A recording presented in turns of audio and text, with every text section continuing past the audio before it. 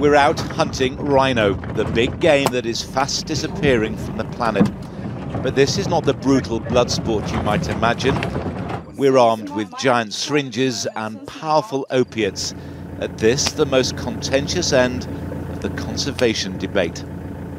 If you're going to save the rhino from extinction, this is a model.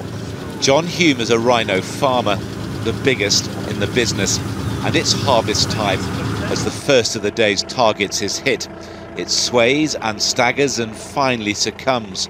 But even drugged an animal this size, you approach with caution. They have just a few minutes to saw through the horn. And not so much as a single flake is wasted, not when it's worth more than its weight in gold. This one stump might fetch £30,000 on the black market. If the ban on its trade were to be lifted, John Hume would make a fortune. But he says the rhino would be safer. If I make this enormous amount of money, which I'm supposed to be going to make if I sell the horn, not only will I be able to breed a lot more rhino, but my peers in the country who own rhinos will be able to breed a lot more rhinos.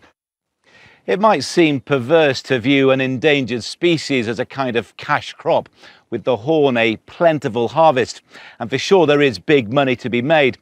But the key question is this: would a legalised trade really force the poachers out of business? It would mean taking on the criminal gangs prepared to do this. It's 3 years since we brought you the story of a rhino named Tandy. By some miracle, she survived her encounter with poachers. Today, hers is a happy ending. She's just given birth to a calf, but her kind are being butchered at a murderous rate. Few conservationists believe farming is the answer. Even if we legalise the trade, we're going to end up with two parallel trades, an illegal trade and a legal trade. And that's going to wipe out rhino. A farmed rhino with no horn might be better than no rhino at all. And that seems to be the thinking of the South African government, that this is indeed the face of the rhino's future. John Ray, ITV News, Klerksdorp, South Africa.